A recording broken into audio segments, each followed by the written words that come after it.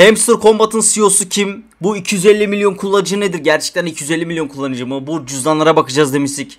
Hamster Combat kim? Röportajları vardı. Röportaj teklifleri reddedilmişti. Onların hepsine bakacağız. Ama bakmadan önce şuna bir değinmek istiyorum. Asıl konulara değineceğim. Güzel projeler var, onlara değineceğim. Dox'ta şu anda aslında şöyle bir senaryo var önümüzde. Dox'ta mavi tikini aldı ve cüzdanla onayladı. Dox'un linkini aşağı bırakacağım. Bunun sebebi, bunu Dox'u söylememin sebebi şu. Dox kesin listelenebilir. Yani bu ay kesin listelenebilir. İlk hata yapabilir. Notcoin fazla bir şekilde yükselebilir. Öyle bir şansı var. Şimdi Notcoin'in CEO'su belli. Her şey belli. Notcoin çıkacağı belliydi Telegram'da. Bir ön ayak olacağı belliydi. Ekosistemi mahvetmemek için bu şey var. Projesi bu. Yani ton ağını mahvetmemek için ve tonda da zaten çok güzel bir köprü aracılığı ve çok güzel bir projeleri geliyor tonun ve gerçekten de şu anlama geliyor aslında. Zaten bu Hamster olsun, diğer projeler olsun bir ön ayak olması için yeni sistemler geliştiriliyor. Hamster'a değineceğim. Hamster'a bambaşka bir konuyla zaten değineceğim ama Yescoin şu anda OKX borsasında gözüküyor. Keşfedebilirsiniz, bakabilirsiniz. Yescoin'e güveniyorum. Hamster'a güveniyorum. Ondan sonra Dox'a güveniyorum. Katzen'e güveniyorum. Diğer projeler benim için boş. Listelendiği zaman benim elimde dursun. Yani benim amacım bu.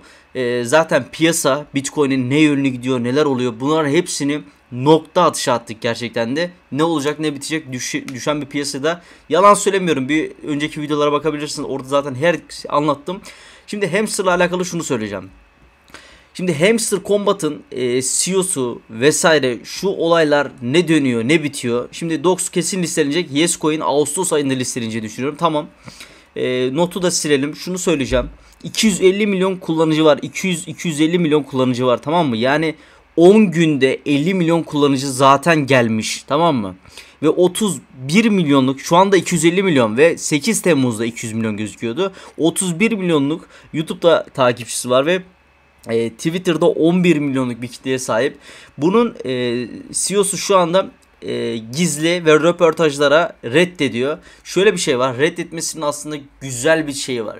Ne SHIB ne Doge hep arka plandaydı zaten. Yani Pepe, bunlar hep arka planda. Yani şuna inanıyorum. Hamster Ethereum tabanlı gerçekten ve Hamster Ethereum tabanlı diye gördüğümüz olayda Hamster'a var ya büyük talep gelecek ya, gerçekten de büyük talebin geleceğini düşünüyorum. Sakalsız video çekiyorum. Acaba sakalsız video çeksem nasıl olur diye onu çekiyorum. İşim gereği bu arada sakalımı kesmiyorum. Yoksa ben hayatta kesmem. Olaylar bu ve şunu değineceğim. Yes'i yapın. Yes çok önemli gerçekten. Yani Dox'u zaten yapın. Bu ay zaten listelenecek o. Süreç şu. Şimdi dedim ya bir kitleye sahip, büyük bir kitleye sahip ama asıl olay arkasında kim var, bu cüzdanlar kim, nelerdir vesaire vesaire. Zaten önemli olan da bu. Şimdi baktığımız zaman isimler Notcoin'de de değil mi? Bunları takip etmiştik zaten, Notcoin'de de bu isimleri zaten takip etmiştik ve sonrasında da Mayıs ayında da Hamster geldi değil mi? Bunu biliyoruz. Sarıgül'ü zaten boş verin. Zaten bu coinleri gerçek anlamda biliyoruz. Elon Musk'ı takip etmesi şov.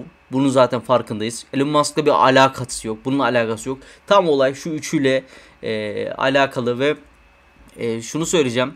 Tanıdıkları tabii ki de kendisini zaten göstermez. Ama tabii ki de bilir kişiler var. Bilen insanlar var. Ve şunu söylemek istiyorum. Hamster 25 Temmuz'da herkes 25 Temmuz'da biliyor.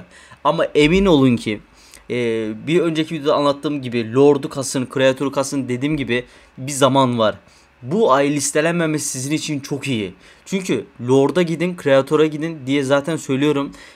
Bunu yapmanız zaten sizin için çok iyi. İnsanlara önüne geçebilirsiniz, rakiplerinizi eleyebilirsiniz ve Ağustos ayında kesin olarak listeleniyor.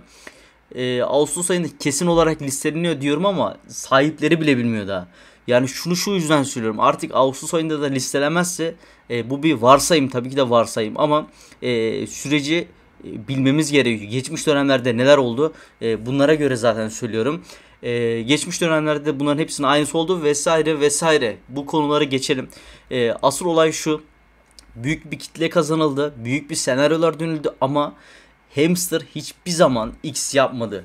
Gerçekten hiçbir zaman star yapmadı. Yani bunu bu şekilde bilmek lazım. Hamster 0.01'den hesaplayın. Bak, fiyatını gerçekten de hesaplayacaksanız kreatör olarak net tam olarak hesaplayabilirsiniz. Mesela elinizde 3 milyon varsa net olarak hesaplayabilirsiniz 3 milyon. Eğer lordsanız bunu 300 bin yapın. Gerçekten de. Yani daha düşük seviyesiniz 9 levelse bunu 30 bin kesinlikle hesaplayın ve 30 binden matematiğinizi hesabınızı yapın.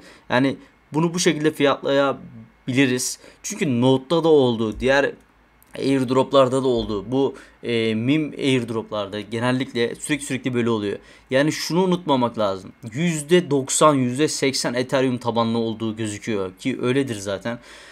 Baktığımız zaman PancakeSwap'ta zaten bir şekilde bu şeyi görmüştük. Bu senaryoyu görmüştük zaten. Benim demek istediğim Ethereum tabanlıysa gerçekten şeyden de alınır. Yani piyasadan da alınabilir yani.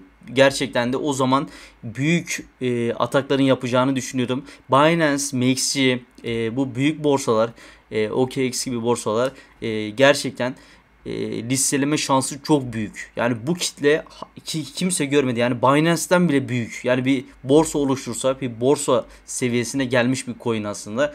Bu coin'in şu anda siz airdrop'tasınız. Ne sizden para isteniyor ne bir şey isteniyor ama asıl olay daha büyük ve daha büyük sermaye oluşturmaz. Bir sermaye oluşturma piyasası aslında airdrop. Yani ama daha büyük kazançlar elde etmek istiyorsanız Lord'a, Creator'e ulaşmak gerekiyor. Bir de şöyle bir şey var. Uzatmadan tek bir konudan değineceğim. Hamster Combat'ın şu anda oluşturduğu yeni olayları şu şekilde değerlendirmek istiyorum. Ortada 100 milyar dolarlık yasa dışı olduğu iddia edilen kripto para ve 4.4 milyar dolar değerinde bir fırsat. Bunların hepsi ve daha fazlası Hamster Combat'ta diyor. Burada anlatılıyor. Ben şunu şu şekilde söylüyorum. Buradaki YouTube'da paylaştığı şeyler çoğu insan prim olarak görüyor. Ama bu ilke imza atılmış bir şey aslında. Yani büyük bir kitle ön ayak büyük bir kitleye seslenmek için bunu yapmaları gerekiyor gerçekten de ve büyük bir kitleye gerçekten ulaşıldı. İstedikleri bu. Birinci çeyrek, ikinci çeyrek hep aynı. Üçüncü çeyrek aynı şekilde. Ama dördüncü çeyrekte gerçekten de o boss özelliği de gelecek ve tıklamanın da ne kadar önemli olduğunu göreceğiz. Bakacağız. Senaryolar ne şekilde gelecek, neler olacak, bunlara hep birlikte bakacağız. Söylediğim şeylere bazı insanlar anlamayabilir, kötü yorum yapabilir, kötü senaryolar çizebilir kendi kafasında.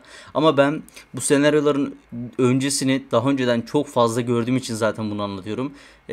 Ben normalde anlatmazdım Telegram botlarını gerçekten. Ya ekran karşısına geçip insanları bilinçlendirmek ve benim ihtiyacım yok ama ihtiyacım yok demek çok saçma bir şeydir. Listelendiği zaman elimde durması benim niye durmasın? Ben bu kafada bakıyorum. Gerçekten benim senaryom bu. Bugünlük anlatacaklarım bu kadar da başka bir olay yok. Aşağıda link bırakacağım. Yes'i bırakacağım. Dox'u bırakacağım. Hamster bırakmayacağım. Çünkü eminim ki Hamster'ı herkes yapıyordur. Siz de Hamster yapmak istiyorsanız girin Hamster Türkiye gruplarına. Oradan linkten alabilirsiniz. Benden isteyebilirsiniz de aşağıdan link diye yazın. Ben size paylaşırım zaten. Hoşçakalın.